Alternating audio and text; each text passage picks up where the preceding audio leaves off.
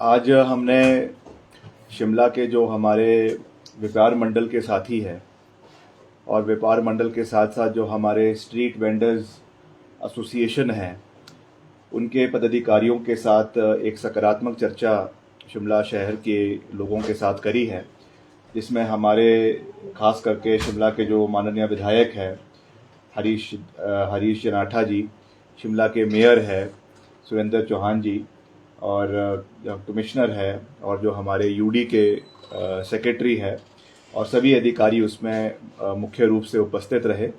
और पिछले काफ़ी समय से केवल शिमला शहर में ही नहीं मगर पूरे प्रदेश के अंदर जो तय बाज़ारी को लेकर मसला गरमाया हुआ था, उसके संदर्भ में और वैसे भी हमने किस तरीके से स्ट्रीट वेंडिंग को रेगुलराइज करना है उसके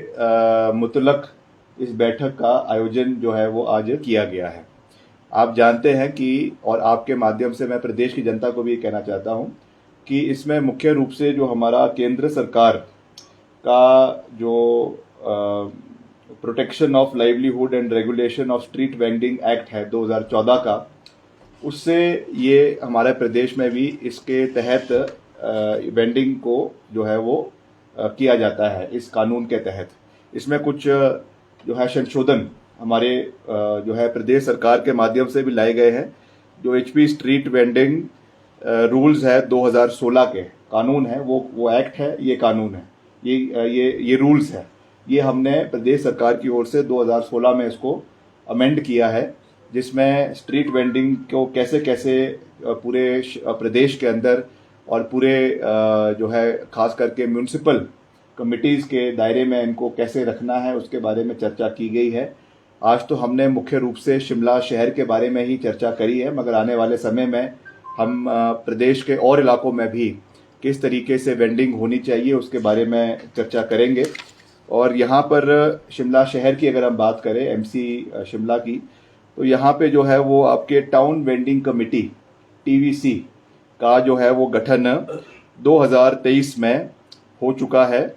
ये 17/9/2023 को जब चुनाव हुए एमसी के, उसके बाद इसका गठन हो चुका है, जिसमें 9 सदस्यों को रखा गया है। कुछ इसमें ऑफिशियल मेंबर्स है, कुछ इसमें नॉन ऑफिशियल मेंबर्स है और 5 मेंबर्स इसमें ट्रेडिंग एसोसिएशन के भी है और रेजिडेंट वेलफेयर एसोसिएशन के भी इसमें लोग हैं, एनजीओ के भी इसमें लोग हैं। तो वहाँ पे ये तय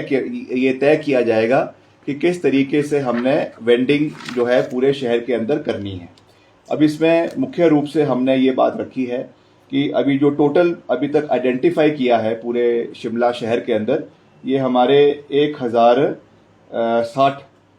जो है वो वेंडर्स को आइडेंटिफाई किया गया है और जिसमें से नए जो अभी टीवीसी का जो सर्वे हुआ उसके माध्यम से अधिकतर 540 और अधिकतर जो है इसमें पाए गए हैं, जिसमें से कुछ इसमें त्रुटियां भी हैं, कुछ इसमें डबलिंग हो रही है, कुछ इसमें ऐसे है जो जब इसका सर्वे किया गया उस समय तो पाए गए हैं मगर बाद में मौके पर वो दिखे नहीं हैं। तो इसके लिए हमने कड़ा संज्ञान लिया है और जगह जगह पे खास करके पूरे शहर के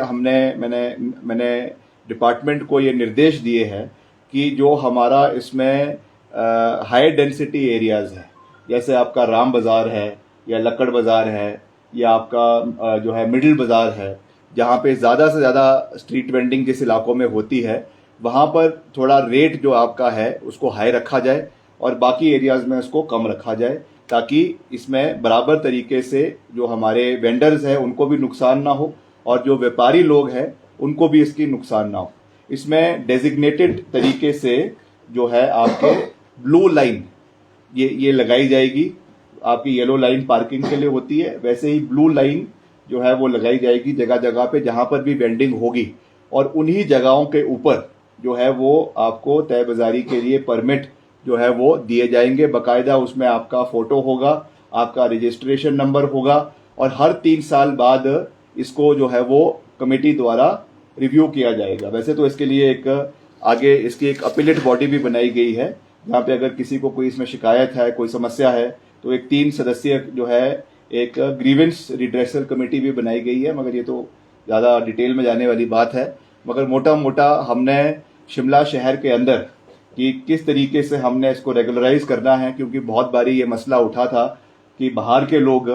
हिमाचल से के बाहर के लोग यहाँ पे आते हैं और गैर हिमाचली हैं, और यहाँ की सुरक्षा में, महिलाओं के साथ सुरक्षा में या और चीज़ों में काफ़ी दिक्कतें का सामना करना पड़ रहा है। पिछले जो सारा मसला शिमला में भी उठा और इलाकों में भी उठा, उस संदर्भ में हम इस पे कानून की सख्ती ला रहे हैं। और जो है दिसंबर तक 30 दिसंबर तक की मैंने जो है वो कमिश्नर एमसी को डेडलाइन दी है कि इसकी सारी प्रक्रियाएं जो है वो 30 दिसंबर तक पूरी कर दी जाएगी। इसकी जोनिंग कंप्लीट हो जाएगी, इसके जो लाइनिंग होनी है, ब्लू लाइनिंग होनी है, वो भी कंप्लीट हो जाएगी, और उन्हीं को ही जो नंबर इसमें आइडेंटिफाई किए गए हैं उन्हीं को ही उस जगहों पे बैठने की अनुमति दी जाएगी। इसमें से हम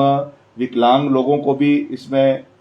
कुछ परसेंटेज में प्राथमिकता देंगे, कुछ विधवा महिलाओं को भी इसमें प्राथमिकता दी जाएगी, कुछ जगहों पे हैंडीकैप तो मैंने कह ही दिया, विकलांग, या इसमें और जो हमारे इकोनॉमिकली वीकर सेक्शन के लोग हैं उनके इनकम क्राइटेरिया के हिसाब से उनको भी इसमें रखा जाएगा। और कुछ परसेंट हमारा जो SC ST है या OBC है उनके लिए भी कुछ परसेंट इसमें, क्योंकि ये केंद्र सरकार का कानून है तो हमको उसको भी मद्देनजर रखना है, उसके तहत इसको भी रखा जाएगा। तो उसका पूरा फ्रेमवर्क जो है वो TVC, जो जैसा मैंने आपको कहा, जो टाउन वेंडिंग कमेटी है वो बना रहा है, और ये हमारा जो MC कमिश्नर है, MC के मेयर है, उनकी अध्यक्षता में ये बनाया जा रहा है। और इसकी हम रेगुलर इसकी मॉनिटरिंग करेंगे ताकि ये पूरे इसका जो लेटर एंड स्पिरिट है उसमें ये इम्प्लीमेंट करवाया जाए, क्षेत्र के लोगों को कोई समस्या ना हो, इसका ध्यान रखा जाएगा। और खास करके रविवार के दिन भी जो संडे बाजार लगता है उसमें भी स्थानीय व्यापारियों की ये कंप्लेंट थी कि बहुत से बाहर के, कोई अंबाला के, करनाल के या और इलाकों से जो है वो व्यापारी यहाँ पर आते हैं और उससे प्रदेश को भी कोई आमदनी जो है GST में या और तरीके से नहीं होती है, और वो भी एक समस्या है। तो उसके लिए भी मैंने MC कमिश्नर को कहा है कि इसमें देखा जाए, या तो उनको एक अलग से एरिया दिया जाए जहाँ पे उनको किया जा सकता है, मगर उनको जो है not at the cost of the local vendors.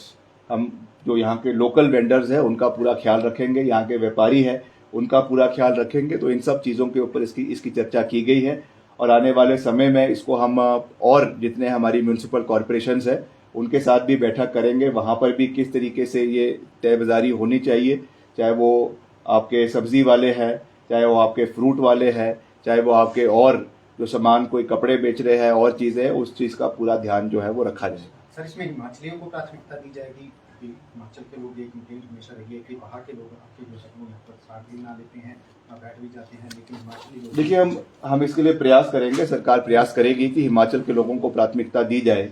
पर इसमें ऐसा कोई कानून जो है वो नहीं लाया जा सकता कि गैर हिमाचलियों को हम हिमाचल में नहीं आने देंगे। ये क्योंकि जो स्कीम ऑफ थिंग्स है, हमारा संविधान है, उसके विरुद्ध है। और पूर्व में भी कई जगहों पे कई रोजगार के संबंध में या और चीज़ों में इस तरीके के प्रयास सरकार ने किए हैं, मगर वो चीज़ हमेशा जो है वो हाई कोर्ट से, सुप्रीम कोर्ट से जो है वो रद्द हो जाती है। इसलिए हम इस तरीके का कोई कानून नहीं ला सकते हैं कि हम बाहर के लोगों को हिमाचल में नहीं आने देंगे, मगर ये ज़रूर है कि वेंडिंग में प्राथमिकता जो है वो हिमाचल के और स्थानीय क्षेत्र के लोगों को मिलेगी, इसके लिए हम जरूर प्रयास करेंगे। मस्जिद विवाद को लेकर जो है हिंदू संगठनों ने 328 की कोई दी है, और उनकी मांग ये है कि यदि 5 अक्टूबर को MC कोर्ट ने फैसला नहीं दिया तो फिर जेल भरो आंदोलन शुरू करेंगे। तो क्या उम्मीद है कि फैसला आ जाएगा? देखिए, इसमें मैं कुछ नहीं कह सकता हूँ, क्योंकि ये तो एक सब जुडिस मसला है। मैंने पहले ही कहा है, कई बार मैं कह चुका हूँ, अगर अवैध पाया जाएगा तो तोड़ेगा, तो टूटेगा, इसमें भी कोई दो राय नहीं है। मगर हम एक जो है कौशी जुडिशियल बॉडी को आदेश नहीं दे सकते हैं कि आप इसका फैसला अभी सुनाएं। उसमें कितनी सुनवाई होनी है, कितना उसमें रिकॉर्ड आना है, कितना उसमें ये चीज़ आनी है, वो तय करेंगे। I can not direct the learned commissioner कि आप इसको समय के ऊपर पूरा करें। ये ज़रूर है कि हम इसको एक्सपेडाइट करवा सकते हैं, मगर फैसला क्या आएगा वो तो मेरिट के हिसाब से आएगा। अगर डेविएशन पाई जाएगी तो निश्चित तौर से फैसला उनके खिलाफ आएगा, और फैसला खिलाफ आएगा तो कार्रवाई होगी, उसमें भी कोई दो राय नहीं है। मगर कानून का अपना प्रक्रिया है, कानून को अपने दायरे में रहकर काम करना है, सरकार को भी अपने दायरे में रहकर काम करना है। तो मेरा सभी संगठनों से ये निवेदन है, मैं बार बार इस बात को कह चुका हूँ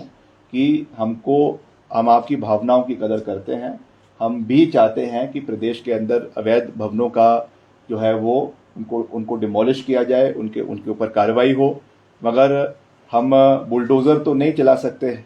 अभी तो सुप्रीम कोर्ट ने भी इसके ऊपर बहुत कड़ा संज्ञान लिया है और सुप्रीम कोर्ट ने भी कहा है कि जो ये बुलडोज़र वाली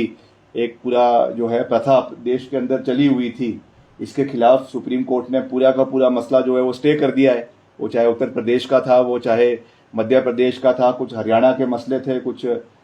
जो है वो महाराष्ट्र के मसले थे, पूरे के तरीके से उसमें सुप्रीम कोर्ट ने बैन लगा दिया है। अगर सुप्रीम कोर्ट ने उसमें बैन लगा दिया है तो हम भी उसके ऊपर नहीं है, इसलिए हमको कानून के दायरे पे रहकर काम करना है। ये ज़रूर है कि हम इसको एक्सपर्टाइट करने की कोशिश करेंगे और अगर अवैध पाया जाता है तो उसके ऊपर कार्रवाई होगी, ये मैं इतना ही कह सकता हूँ।